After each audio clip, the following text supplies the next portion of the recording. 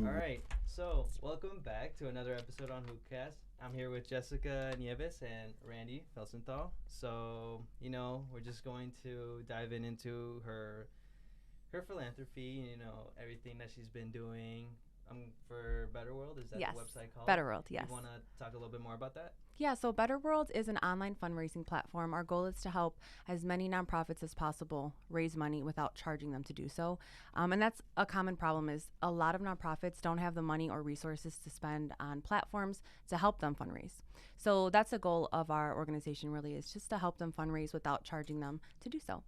So they can put that money towards their actual mission. Right. Yeah, so I saw in your LinkedIn profile you had, UIC and DePaul, Yes. I'd like to know more about that, as a student, planning to transfer, I want to see the... Yeah, so I started at Oakton, of course, and I did a lot of classes. All my gen eds essentially were done here as well as the Skokie campus.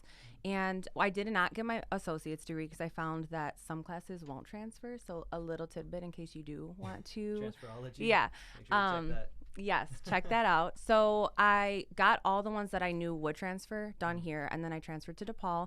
And I got very lucky because when I did go to DePaul, they had a program that was dedicated for individuals who were 24 years of age and older, who already did have some work experience. So my journey with college wasn't that typical. So I started at Oakton, but then shortly thereafter got pregnant and took a little sabbatical from school.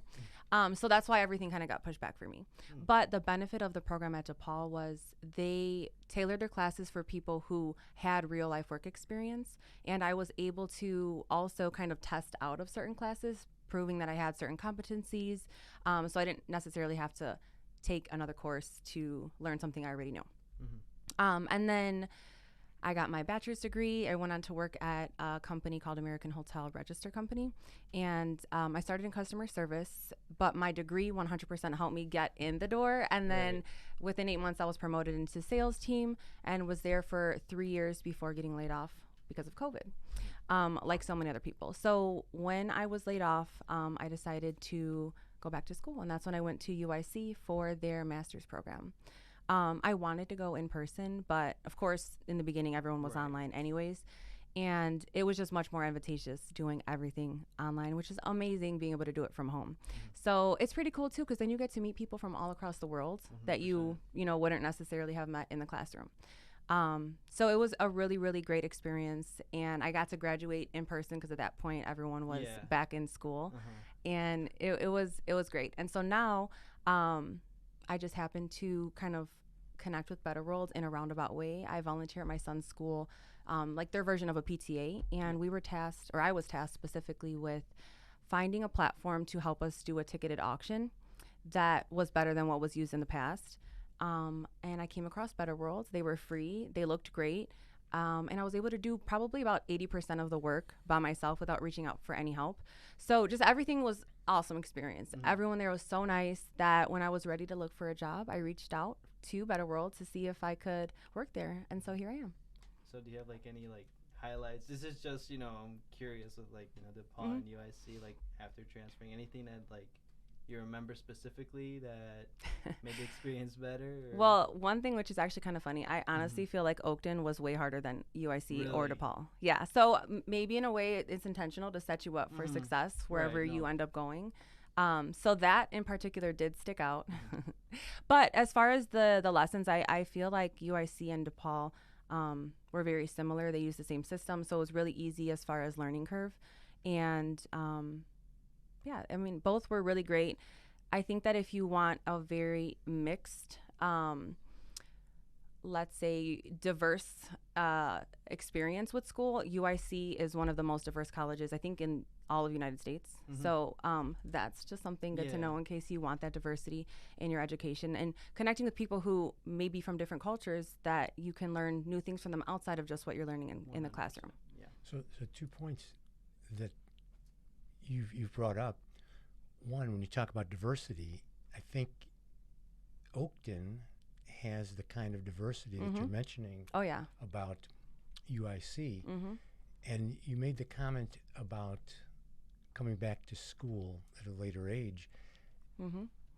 Again, the community college has this ability to cater to the needs of what we'll call the non-traditional student. We have a lot of students who might be taking classes as high school seniors here, and we have many students who come back because they need to get a new certification.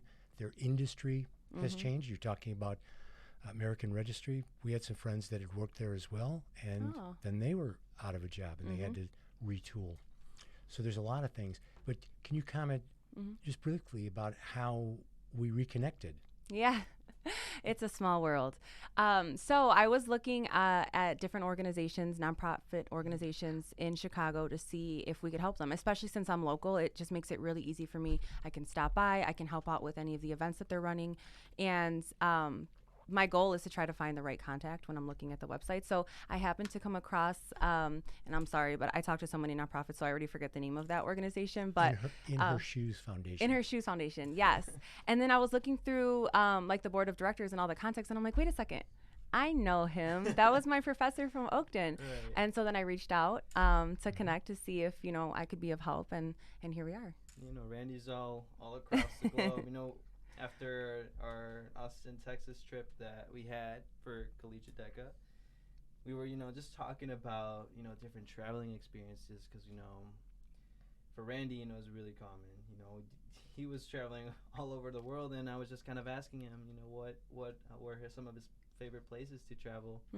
But, it's kind of interesting, going to different places, learning new things, culture. And it's just different, when we arrived at Austin, the city was nothing that I was used to, And here in Chicago, the huge skyscrapers, a lot of people, very crowded, but it was like really peaceful. I was surprised. I thought it was gonna be hot, but no, the weather was beautiful. And yeah, again, Randy, just I'm glad to have you as a mentor, is what I'm trying to say. Thank you. Well, another thing that you mentioned, thank you, thank you, man, is volunteer work. You were talking about volunteering at your son's school. How meaningful is that to you? And what drove you to do that? Number one, I was home for 3 years after being laid off. I happened to be pregnant, so I also kind of got lucky that I was able to stay home for that amount of time with my daughter. And I had always wanted to volunteer at my son's school, but didn't really have the time. So before I went back to work, obviously, because I told you I found this place from my volunteer work, I was like, let me just do it. I took the plunge. They sent out an email asking if anyone was willing to volunteer for the board there. And I connected with the president of we call it the foundation, but it's essentially like a PTA. And she was so nice. Everything was just so good. People wanting to help their community, the school. So I'm in Edison Park, and everyone is just very community driven and so connected. And it really feels like a little mini bubble inside of a big city. So it was really great. And that's what I do. So I just help out with whatever events that I can with the fundraising. And now that I work at BetterWorld, it's also easier for me to kind of take the reins and do everything that I need to do behind the scenes to help have successful fundraisers. Great. What was it like in your first years at Oakton as a single mom and working and getting ready to come to school, and what was that experience like? Yeah, it's hard. It's not something that, like, if I could go back, I would have preferred to have done it without the kids so I could focus more. But it really just requires dedication. What's your goal and what do you have to do to get there?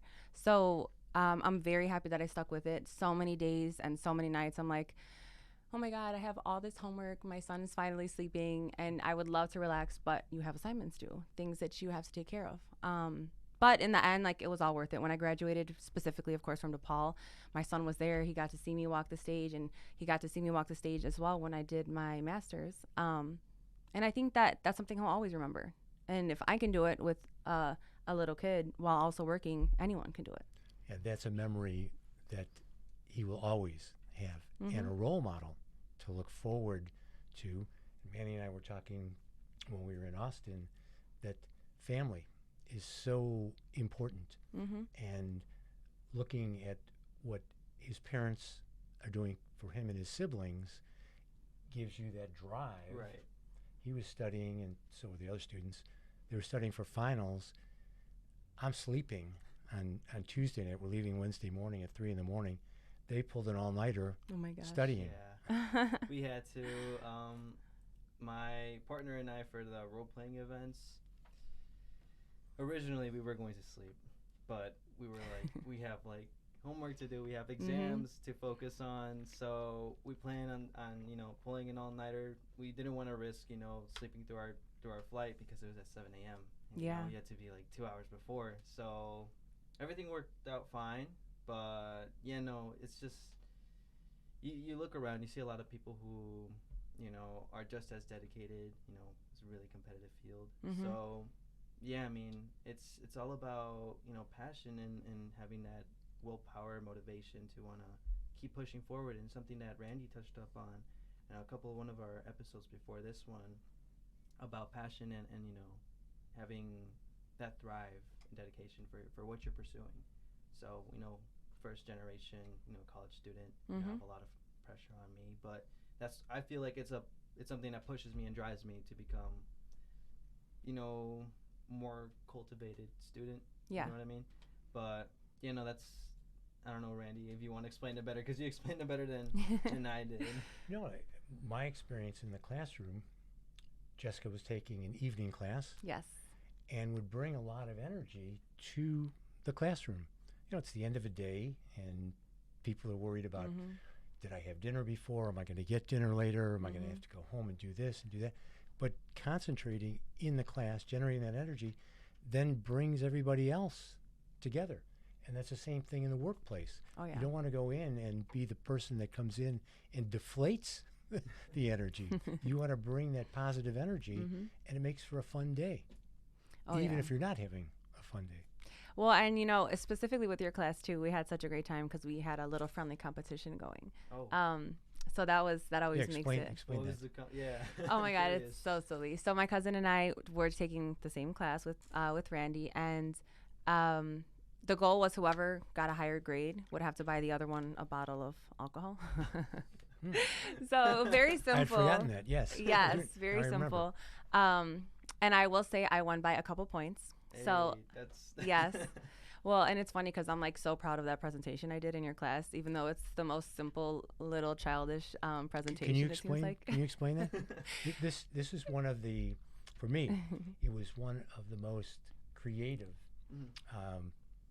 assignments in all the years that I've taught management communications. Well, thank you. So go ahead. So the task was to present, and I forget the exact, of course, rules about it, but you had to present 2 different subjects, topics, whatever it is, present them both in an unbiased manner so that the audience doesn't know which kind of side you're favoring. And I didn't want to be boring. Like, that's the one thing I knew is I don't want to come up here and do a speech and everybody's so bored and can't wait for me to be done. So I was just thinking, like, what could I possibly talk about? And actually, it was inspired by my son's action figures that were on the floor. And I was like, oh my God, that's a great subject. Like, let me see who would you choose to kind of save the world. So I presented Spider-Man versus Iron Man, and then I listed out on the slides the different attributes that each of them have, pros and cons to both of them. And then at the end, I did present who I thought would be the winner, but that was what my presentation was about. And the hardest part about it was honestly choosing the right pictures. Who did you think was the winner? So out of Spider-Man and Iron Man, I chose Iron Man. Although I am more of a Spider-Man fan. Okay, all right. I just feel like he has so many suits to back him up. Iron Man? Yeah, Iron Man. Yeah, to be fair, Iron Man does. I'm gonna sound like a nerd here, but I'm just sidetracking. Yeah, there's this if you look at the comics, I forgot. I think it was Cosmic Iron Man or something, where he controls universes or something. I could be wrong. Don't come for me. But yeah, again, I'm more of a Spider-Man person. I totally am too, though. I am. But here's the business context. You are going to be presenting information at some point. Yes. In a request from your management. They're going to give you the task. Maybe should we use this vendor or should we use that vendor? Should we buy this software or should we buy that software? I don't care what you think about the software. What I do care is what are the pros, what are the cons, here are the criteria, make the presentation, but do not sway your audience. Yes. So you're presenting to the board Spider-Man or Iron Man. I don't care which one you like. Yes. Give us the pros and give us the cons. We'll make the decision. Right. And now that I recall, the class, I think, thought that you were favoring or were going to favor Spider-Man. Yes, they did. That's how good a job that you had done. That's the point. You know, taking these real life situations, putting them in the classroom, but creating something that's so much fun to present can have some residual effect when you go into business. Have fun at what you do. Everything doesn't have to be so, I got to get this so right. It has to be exactly perfect. Yes. No, bring your joy, bring your energy to that. Don't worry about perfection. If you're going to do everything perfect, nothing will ever get done. Yeah, you were talking about, like, you know, just getting your point across. Just, I wish I would have heard that before our competition over at Oakton, but shame on me for not telling you before. No, I'm saying when we went to Austin, you know, our event was entertainment marketing. So, you know, my partner and I had like 45 minutes to prepare a presentation. But again, when you go up there, you know, it's nerve-wracking. You know, for his first time, you know, 100%. he was nervous, so he couldn't get his words out. Sorry, calling you out. But I'm saying, like, it was interesting because you have everything planned out. You have everything sorted out. You have a layout of what you're going to do. But when it comes down to actually doing it, you know, you kind of, like, you choke up. So I guess that falls into, like, the public speaking aspect of it, right? It does. And there's no reason to feel bad for choking up. Why? Because everybody else is going to be doing the same thing that you're doing. They know what you're going through. You know what they're going through.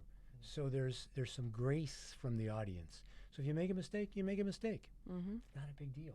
Usually, you're the one that recognizes the mistake, not your audience. Yes. So, you know, if you're making a presentation and you misspell a word and it's on the board, don't point it out. I know. Too often we point out our own faults when it's not necessary. So, you know, you're talking about having everything prepared. At that point, you've done everything you can. So what do you want to do? You talk from the heart. Make it a story. So important to tell a story because audiences can relate to that story. So you told us your story about how you got here today, and you did it in such a way that was just natural. You didn't have to practice that. That's what you want to get to, is that point. But that doesn't mean that you don't do your work to get to that point. It's just that when you're there, you've done everything you can.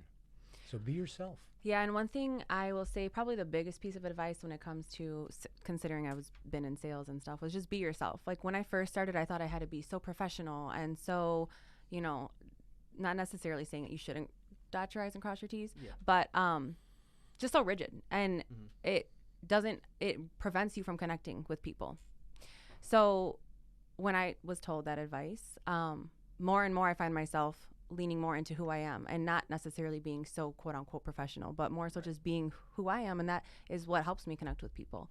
Whether it's that you're presenting, like I did that presentation, that totally was kind of my style, or just in conversation with someone, like I'm using LOLs and emails. That's not something that you would have been taught in school, you know, and emojis and stuff like that. But it's just more so who I am, and that's really helped me a lot. So like putting your personality into 100%. So I'm not sure if you've thought about this, but I was just thinking this. In terms of generations and where you're at, I was just thinking, here it is, when you began as a student at Oakton, and now you're in the business world, and you're seeing people working with you who are younger than you, who are your age, who are maybe one generation older, or a couple generations older. What's that like? How do you manage that? Yeah, so considering right now I'm working for a software-based company, of course, as you would imagine, lots of technology issues, let's say, from older generations that are not maybe that comfortable using the computer or certain software, or don't understand QR codes, because QR codes are everywhere nowadays. So I got to go back to a word you Yeah. used, patience. yes. Are you a normally patient person, or is it something you need to practice? Yes. So I will say I am somewhere in the middle of that. I find that I have more patience for others than the people like in my immediate circle. I don't know if that's normal or not, but and I also think it depends on the individual. Like if somebody is very rude, my patience is going to be gone very quickly. But if it's somebody who like they genuinely just want help, I'll have all the patience in the world. 100%. Yeah, I found that the students that took the trip to Austin were remarkably patient. Why? The elevator in the hotel, Oh my God. there's 26 floors, and the elevator in some cases could take 15 to 20 minutes. No way. And you Yeah. know what? Something that, the president of DECA that actually mentioned, the Citizen app? Like, Basically, like, sends you, like, alert notifications of, like, stuff oh, that's... okay. Mm-hmm. So, in the middle of the night, he got a notification that some people got stuck in the elevator because of... I mean, Oh my honestly, gosh. from the day we arrived to the day we left, I feel like the elevator, maintenance was just... There was, like, at some point, no room to move in the elevators. And you had to go because, Wow. the events are scheduled, you have to be there early. You don't want to be there late. Don't want to miss anything. So everybody with, with that in their heads, just go straight to the elevator. A lot of people are frustrated, annoyed, and you hear that in the elevator. And then when we go, obviously, it's a lot of people, but Who are all Yeah. trying to get to their competition that starts at a particular point in time, Mm-hmm. not realizing that the organization itself has to rely on business people as judges who have to get to the facility the same way that all the students were. So the competitions were backed up. So somebody would Wow. be there, they were told to be there at 11:40 for their competition that starts at, say, 1. But we were only bringing people in for the competition that was at 11 o'clock. So we were backed up. And I have to say that most of the students, yourself included, were understanding. And I would tell the students that were coming to check in, this is business. You're going to be presenting to your board one day, or you're making a pitch to a client, and there's 3 other vendors who are also pitching their business. You can't tell the client, well, I have to get out of here. No, Yeah. if you have to be there all day, you're going to be there all day. It's a little difficult to explain to the president of the company, or maybe you're the president of the company, your company, that I was too busy, so I didn't make my sales pitch. Yeah, patience is definitely required for success. Like I've just done a whole bunch of trade shows, came back 2 weeks ago from doing 2 back-to-back trade shows. That takes so much patience. You're in a room with so many people that hopefully want to learn about what you're doing, but sometimes they're just there for the free stuff. So yeah, you're there all day regardless of whether they stop by or not. yeah. Or worse, I've had this happen. You're at a trade show, you're making a presentation, and you look around the audience and you see one customer. The rest are your competitors.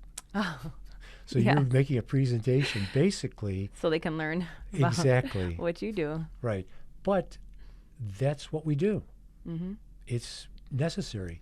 And if you can use anything out of that, use it as practice to make a presentation. It's exactly what you guys were doing, and gals, were doing in Austin, is you're getting practice. It's same thing you do in the classroom. At Oakton, DePaul, UIC, how many presentations did you do over all those years? And sure, you're probably nervous every time, but you learned how to channel that and to get better each Yes. time. 100%. And even in the business world, you'll still sit through some presentations that are so boring. Do you ever make mental notes about how you would do that? Oh How yeah. you would So not make it boring? yeah, I actually, well, this is taking some kind of tips from somebody whose presentation was not boring. He was a new VP of something or other. I don't remember his official title. And they called a meeting just for him to introduce himself because he was going to be overseeing like all of the salespeople. And his presentation was just different pictures on each slide. And it was just a highlight of his life and things about him. It was so casual. He even swore here and there, like very just welcoming. You know, you are automatically feel like you can approach him about whatever concerns or questions, whatever you might want to talk to him about. And by no means was it boring. It was actually a very funny, light presentation. And hearing you say that, there were sticky things that he did. One, pictures. Two, I'm guessing that he told a story. Yes. Three, there may have been a little bit of what we call vulnerability. You tell a little bit about your weaknesses. There's nothing wrong with that. Audiences learn from that because they feel, you know what, if this guy or gal had weaknesses, you know what, I'm not perfect, so do I. So it makes them more comfortable that they can then enter that space. Oh, yeah, definitely. You know, Definitely. something that I was going to mention is like, I need to do that. You know, take notes from the conversation you guys are having because of the, you know, the president thing. You know how like Victor presented himself in the beginning. You know, just kind of incorporating that just to, you know, kind of make a community.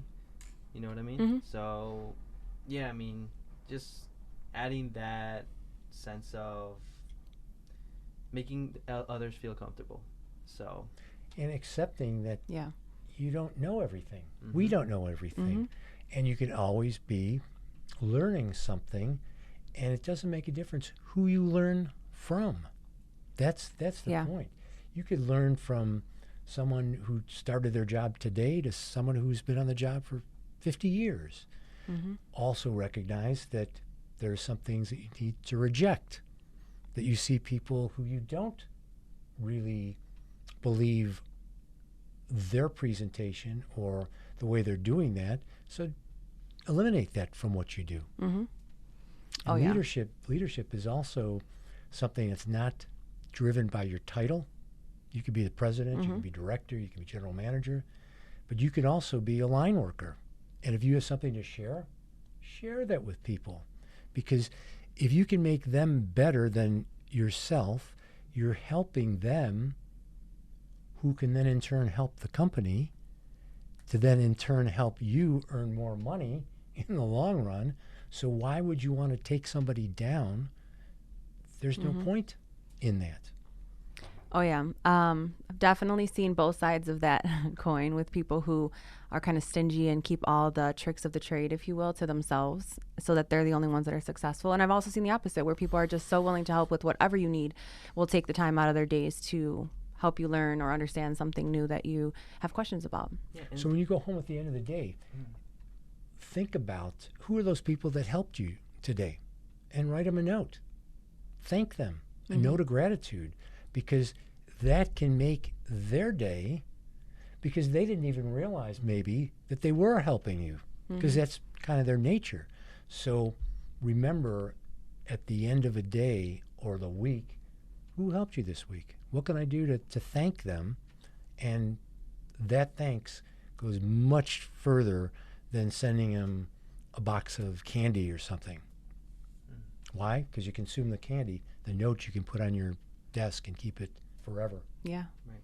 Yeah, and something I wanted to ask, you know, I heard you mention like how people, you know, I guess like hide that knowledge that they have, you know. I don't know if you've gone around social media and you know, seen a little bit of what that's like with people saying buy my course or do that, and you know, it's just kind of like hiding that knowledge. And I was just asking, you know, you seem like someone who's open to share, you know, a little bit about their experience, and I wanted to ask, does that like have to do with, you know, your involvement in BetterWorld or anything like that? Like, is that what motivates you? Well, what I loved about BetterWorld, other than I thought they had a great platform, is that every single person I interacted with there was genuinely nice and genuinely helpful. And it wasn't just like one little liners like answering your question. It was a step beyond that. And so that's also part of the reason why I reached out for a job. And now that I've been working there, I still feel that exact same way, that everyone is just genuinely so nice and helpful. And not just the people who are on the support team, the people who are in the tech team, the people who own it, like all the different levels. It's a small company, so there's not that many different departments, but everyone genuinely wants to help each other grow. And I love that kind of atmosphere. I love you know, my boss tells me like, I know I'm your boss, but I look at you like a colleague. You're not going to get that everywhere. Yeah, no, You are not going to 100%. find that anywhere or everywhere. So I really appreciate that kind of environment, and it makes it difficult to even think about other jobs because, yeah, sure, you might be getting more money, but is it worth all of these other things that you can't really put a figure on? So I would definitely recommend people trying to find the right fit for what they are looking for in a company and for the other people that they're going to be working with. Which suggests culture is so important. Yes. Because if you don't fit in that culture, you'll be like the bacteria that wants to be spit out. Yeah, And- you'll and be that's- miserable. Yeah. Mm-hmm. Yeah, and that was something that actually you mentioned culture and that diversity and inclusion was something that was talked about at one of the workshops over at the convention center, and how that having that out the way, that kind of pressure of it doesn't feel like my voice is being heard or anything like that. Mm-hmm. Once you get that all that out the way, it's just there's just room for improvement, and everybody else benefits from it. Like I said, it just comes back to that building community. So that's something that I noticed, especially where I came from in high school. There was a lot of diversity there, and honestly, like, you just have to know where to go and build that community for yourself. But it was just kind of like everything was there, it was just there for you to kind of build your own, like I said, community. Yeah, and I think Yeah. from what you were saying, Jessica, when you're in a meeting, if you're in that type of culture that recognizes that you may have something that you can contribute, you feel more comfortable then in speaking up. Oh yeah, you for sure. You don't have any hesitation on sharing, even if it might end up being kind of not the best idea. You don't feel as ashamed to bring it up. It's like in class. In class, you only want to raise your hand if you know you have the right answer. But when you feel comfortable, you don't necessarily mind sharing things that may not work, but you're still trying to contribute and see what will work. Right. And not having that kind of suppressive environment is really important. And throughout the years, I've just worked at so many different kinds of, well, not necessarily different kinds of companies, but worked for many different kinds of bosses and in many different kinds of environments. And you learn what you definitely do not like and what doesn't work. And I think that it's helped me learn how I want to be, whether I'm someone's boss or not, just as an associate to another associate. Because you can work in really toxic places, and it takes a toll on your mental health, 100%, your opinion of yourself, just everything. So recognizing that and trying to find somewhere you really fit in and can thrive is so important. Mm-hmm. So one question, or I guess like big piece of advice you would give to, I'm sure, millions or people out there, but I'm saying, like, for me, I want to be able to, again, be in that environment that I like to be in, as well as, balancing it with, having a good financial situation. But nowadays, it's a lot of people go through a lot of toxic environments just so they can get there. But I'm saying there's more factors to be, there's more to think about and process. So I guess, what advice would you give to students and people out there who are working towards, they're just looking at the money, but not for their, like, the environment or the community? What advice would you give to people out there? Yeah, so number one would be, and just in general, is networking. Talk to people that that can help you get an in at a company that you want to go to. And that's also, if they happen to work there, will also give you an idea of what kind of culture that company has. Because sometimes you're not going to know, especially if you're just kind of blind interviewing at places just because you want to get a job. You're not going to know what you're getting yourself into necessarily in the beginning. But if you can find people who work there, or really just doing your research on the company that you're going to see what kind of reviews they have from employees that work there. Because companies are going to say whatever, Right. The front side of things is going to be nice and pretty and quote unquote perfect, but trying to find people that actually work there and get a real idea of what type of environment, what type of culture, what kind of benefits, because that'll sometimes give you an idea as well. Are people really strict about a lot of things, and they don't offer a lot of leniency? Like, that's one thing I love about my job. It is a 100% remote position. I can work literally anywhere in the world I want, and as long as I do my job, we're good to go.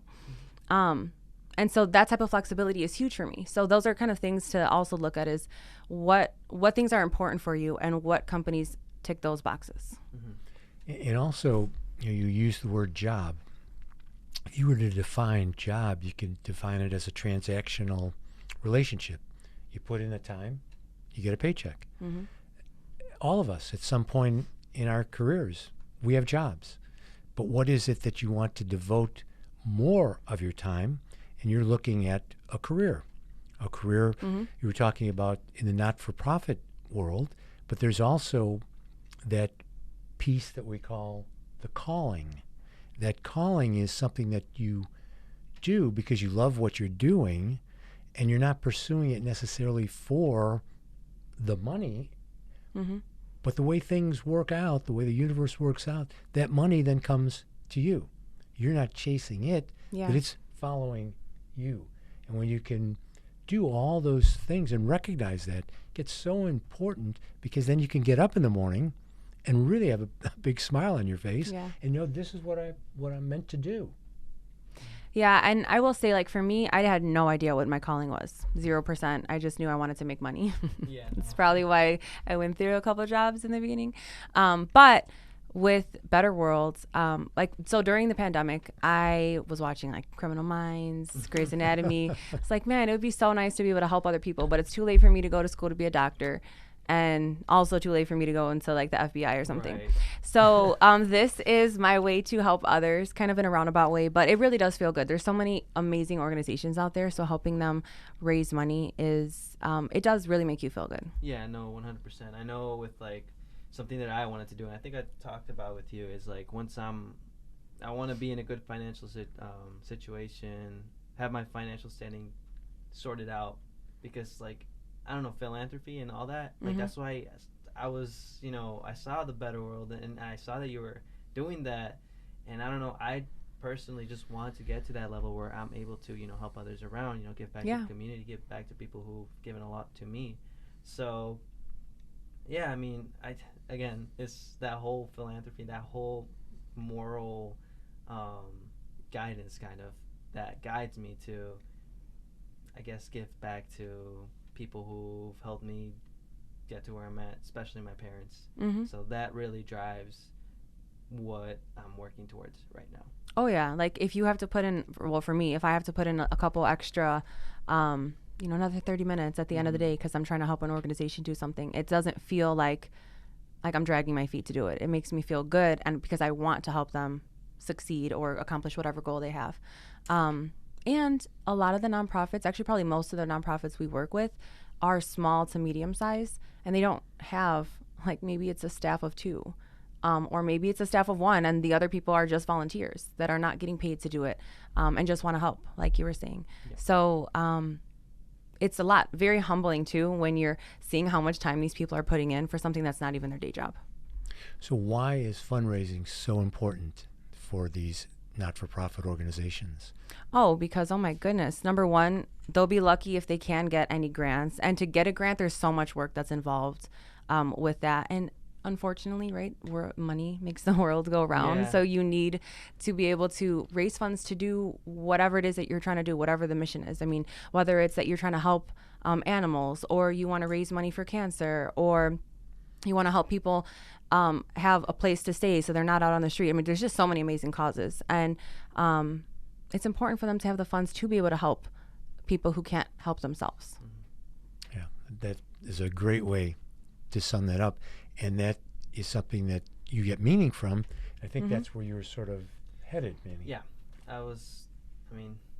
again, the way I was raised, and, things that I see around the world happening all the time, it's just, you kind of want to think, is there another way? So I can see like the vision that BetterWorld is providing. So I just hope that there's more organizations like that nowadays. But yeah, I mean, I don't know. I was really just mesmerized by the whole cause that organizations like the one you're in fight for every day. Yeah, it's honestly, it really truly makes you feel good about what you're doing every single day, and about just your life in general. And if you ever want to get started, not necessarily long term, but something that you could do short term is fundraise on behalf of an organization that means a lot to you. BetterWorld, but also like other platforms like Facebook. There's many ways that you can support those organizations by running fundraisers on their behalf, so they can obviously take advantage of all the money that you raise, and you're also helping them expand their donor base. So now your network becomes their network. So if you ever want to get into that, let me know, and I can help you 100%. set that up. Shoot me an email. But, as we're reaching, the end of our time, just one final question. Is there anything you would, last piece of advice you would give to anybody at UIC, DePaul, Oakton, wherever? Yeah, spend some time doing self-reflection and learning what's important to you. If you can figure out what's important to you, it's going to help you figure out the path that you want to take career-wise and personal development-wise. So that's really the big thing, is taking that self-development time, whether it's just going and doing a nature walk and, kind of just deep diving into yourself to learn more about yourself, because that's a constant process and you're always evolving. So, taking that time to kind of like find happiness within yourself. Is that, okay. And be aware of things that are going around all the time, like your son playing with Spider-Man and Iron Man. Yes. And using that as inspirations everywhere. Exactly. Exactly. You just have to be open to that. Yes, 100%. I literally was just thinking for so long, what can I do to not be boring? And then, my eyes went across his toys, Spider-Man, and then Marvel, ideas sparked. toys. You never know where it can come from. I get it. But we appreciate having you here a lot, honestly. I know it was really, was it short notice? But again, we value your insights and experience and all that. I'm sure I'm going to look at this just for myself, just to see, touch back on some things that I can apply to myself. But I appreciate it. Randy appreciates My pleasure. it. Everybody at Oakton appreciates it. But thank you for. And just one last piece. You're talking about goals before.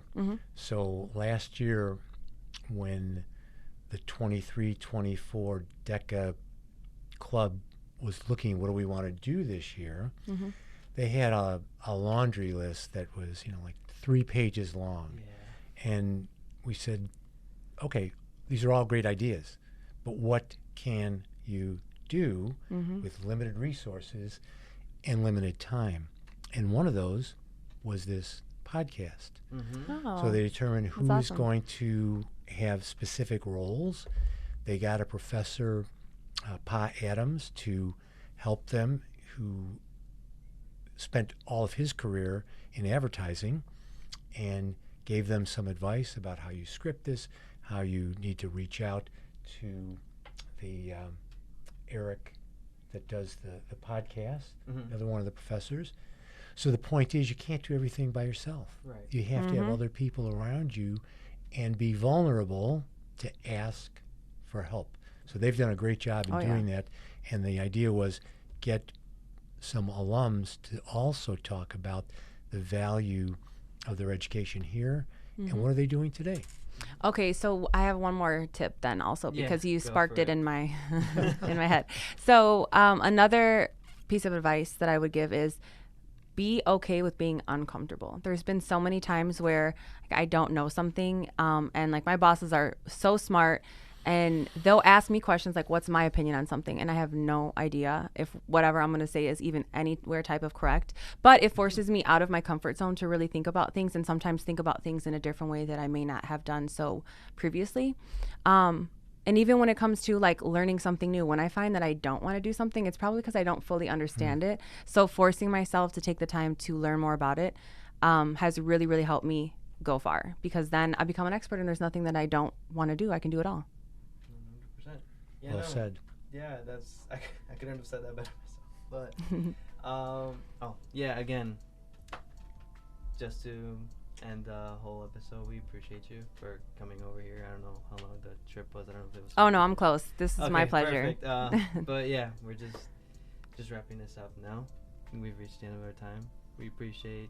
Thank you for having me. Thank you for your real world experience. I'm sure many people will appreciate it. Awesome. But that's a wrap. Thanks.